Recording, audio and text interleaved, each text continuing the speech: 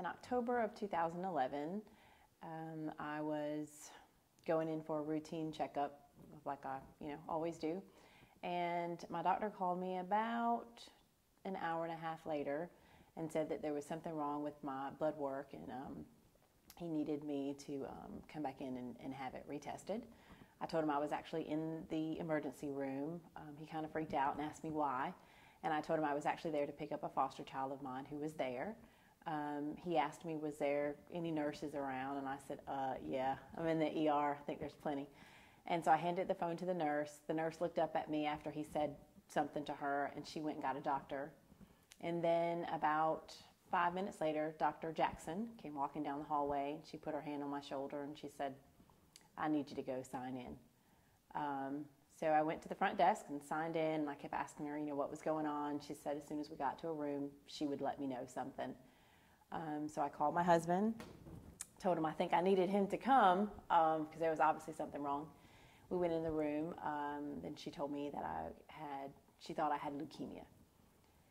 And so we kind of reveled in that for about 2 or 3 minutes, and then she told me I had to go to treatment. And I said, okay, well, we'll think about it and let you know where I want to go.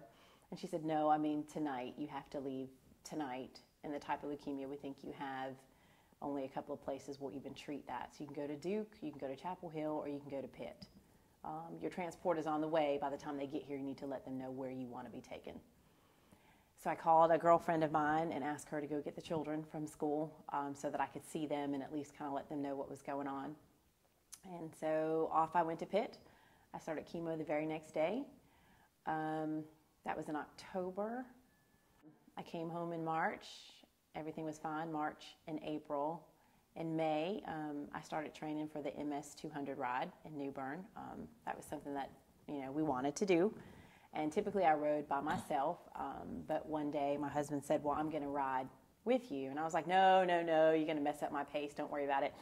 And he says, no, I'm just going to ride with you because I need to start training as well. My mom suffers from MS, so we thought it would be a great thing that year for us to actually buy some bikes and join in ourselves. She kind of got a head start on me by a few days with her bicycle, so I decided that day it was my turn to start. And after going back and forth for about 15 minutes, she decided to let me join in. And we headed off, and everything was fine, and we reached the stop sign at the top of our subdivision. And as we made the right onto the main highway, we were in the middle of a conversation, and she never said anything. And when I looked over, she had slumped over on her bike and was actually falling over on her bike. At that point, I jumped off my bike and ran over. There was a kid who was standing outside. He saw it happen, and he called 911.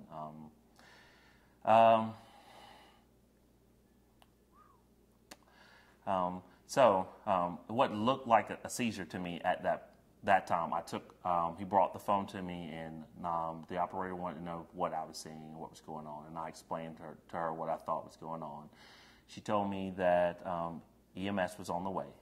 They called the rescue squad, Township 7, which I owe so much to. One of their first responders was at church up the street. His name is Kenny, what was his name?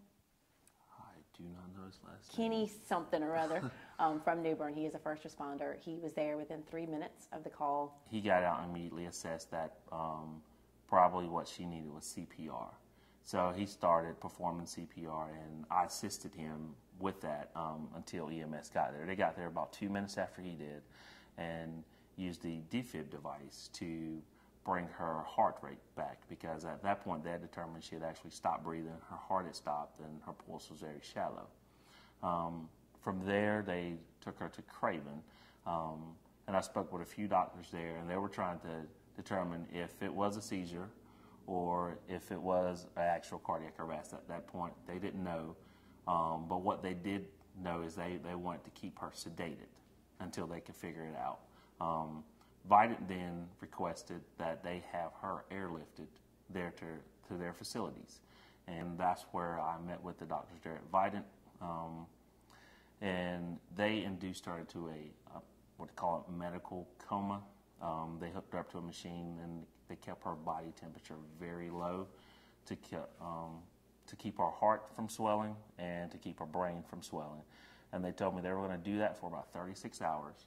And then they would turn that machine off and allow her body temperature to come back to normal.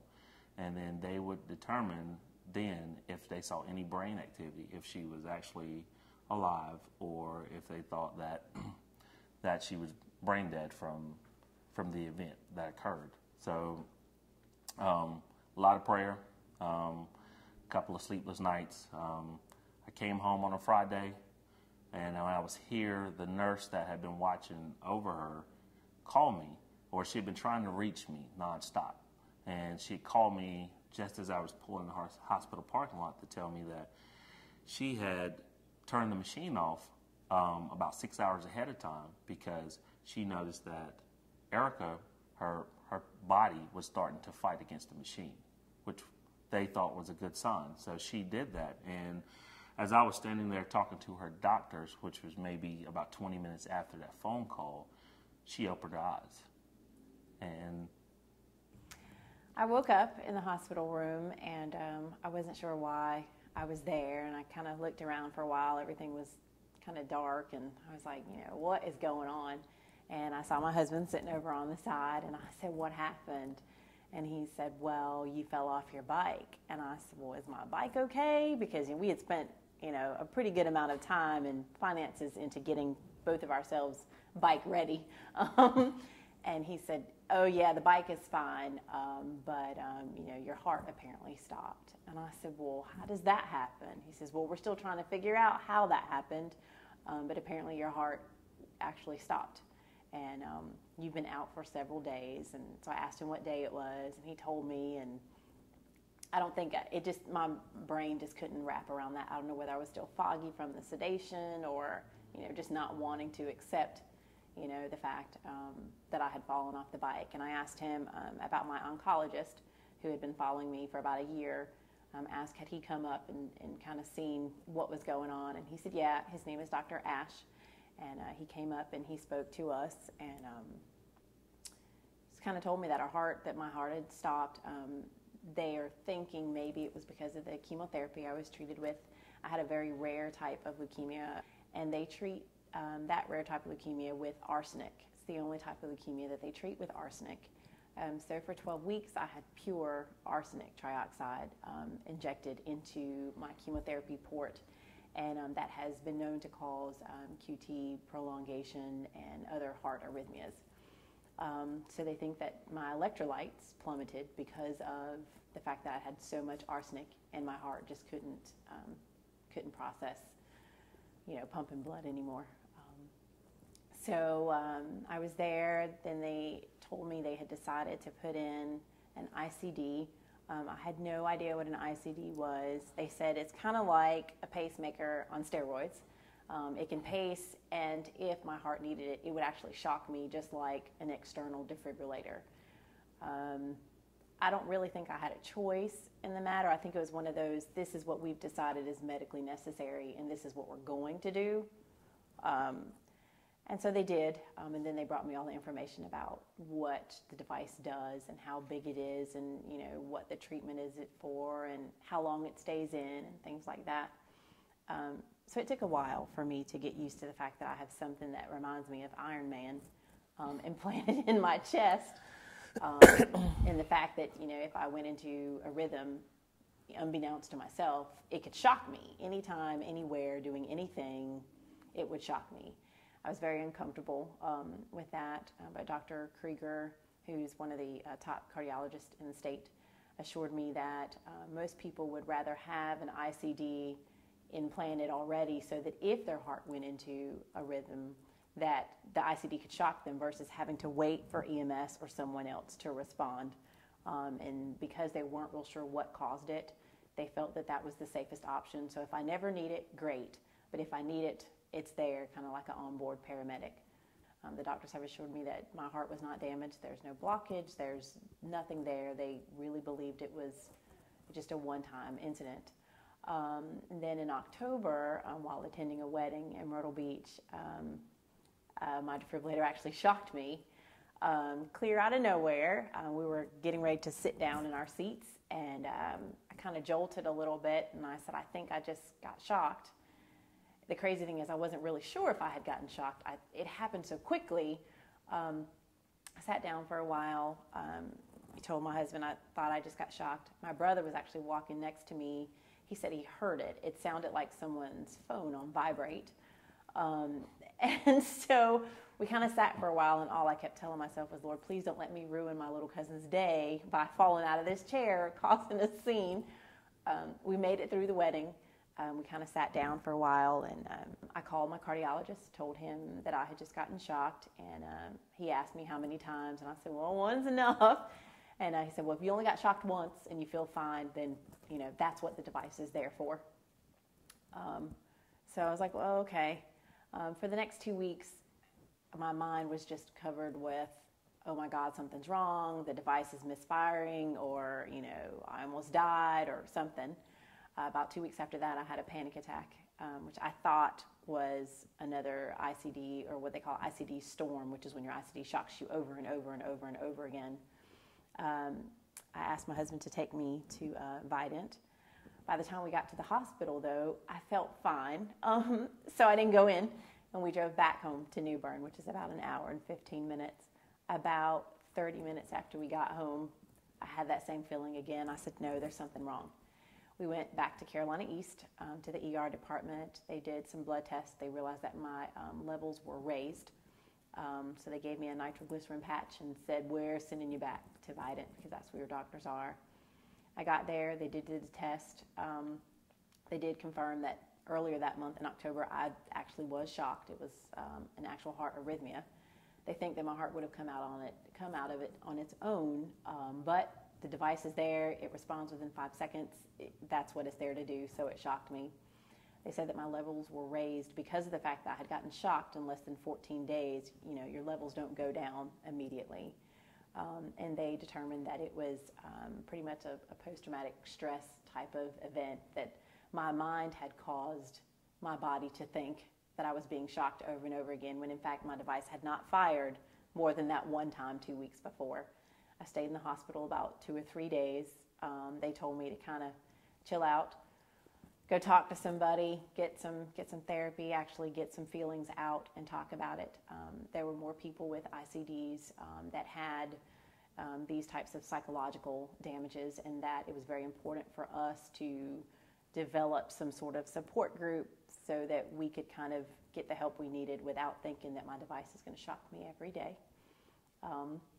So I did. I started attending a group called ICD Tips, which is like an online therapy group for people who have ICD defibrillators planted inside of them, and it was very beneficial. They teach you coping skills and relaxation techniques and things like that, and also you can email them or call them if you actually needed something, versus going to an actual therapist once or twice a week, because they feel that most of them are, it's mental. It's one of those, you have this thing in your chest and it's going to shock you. And so after talking to them, I figured out some ways to kind of help her alleviate some of those stresses, because we don't want the device repeatedly going off. It's there to save her life, but if we can prevent it from going off purposely, then we want to try and stop that. And so, and talking with the doctors again, we kind of came up with the plan. Part of that is therapy. A lot of that also is some simple exercise, getting out of the house, just going for a weekend drive somewhere, family game night, movies, basically anything that we think that she enjoys. But it's also beneficial to the rest of us too. I think it all has helped us. Would you say just lighten up? Yeah. Yeah. Yeah. Well, I think the biggest thing that I can take away from all of the experiences that I've had in the last 2 years is that my doctors are real people. They have real lives. They actually care about their patients. At first I thought they were just, people running around in white coats writing prescriptions. But if I would go to the hospital because, I was hurt or, something totally unrelated to cancer, my oncologist always, always, always made it a point to come up and see me or call or do both. When I go for my checkups, my cardiologist will call over and say, hey, how's the blood work looking? Or, hey, can you stop by here and, let's chat for a little bit. Let's make sure everything is going well. When I was doing cardiac rehab, which is an absolutely fabulous program, my doctors would call once or twice a week to check on my progress to make sure that I was actually pushing my heart outside of what they typically see for an ICD patient, because most ICD patients are 60 or above. And when you have someone like me who's in their 30s, who is prior service and likes to bike and likes to swim and likes to run and do marathons and has 2 very active children who run about in sports and do all kinds of stuff, they wanted to make sure that I didn't stop living because I had an ICD place. They wanted me to be able to take part in the things that I took part in before. They just wanted to make sure I could do it safely. So they would call and say, hey, how hard did you push your heart today? How did it feel? Did you feel out of breath? Were you able to handle it? All right, well, let's go up another, 5 or 6 beats, next time. And let's see, how we can make sure that you're safe, make sure that that you're safe, make sure that your device is there for the right reasons, but that you don't stop living because of this incident. For those people who helped me on my journey, the EMS workers that picked me up that one day off the ground, down to all the doctors and the nurses, all the workers at the hospital, my cardiologist, my oncologist, all the rest of the ologists that were involved in my journey. I would say thank you for all of your hard work and dedication. It could have been that one day where that EMS worker, Kenny, could have been in church, which he was, and just said, I'm not going to go to that call. I'll let somebody else get it. If he hadn't stopped what he was doing in his personal life away from his family to come and see about me and my family, I certainly wouldn't be here. They said if they didn't respond in the first 5 minutes, I probably wouldn't be here. I think that people should not take for granted the fact that you have a wellness benefit on your health insurance. Had I not been using that wellness benefit and not gone into the doctors to start with, I wouldn't have known that I'd even had the first problem. And had I not gone in to be checked, periodically, they wouldn't have known what my baseline was, so they wouldn't have known, if something was wrong. I would say if you're feeling tired or unhealthy, or you feel like you've gained an extra 20 or 30 pounds in a short amount of time and you think something's wrong, then go and check. It's better to go and check and them tell you, no, everything's fine, you just need to lose a little weight, versus not going to check. The biggest advice I would give about life is don't take anything for granted. You never know what's going to happen from day to day. So when you get up in the morning and as you go out through your day, try to make the best decisions you can, impact people's life for the positive. Love your children, love your family. Just live life and be happy and take care of yourself.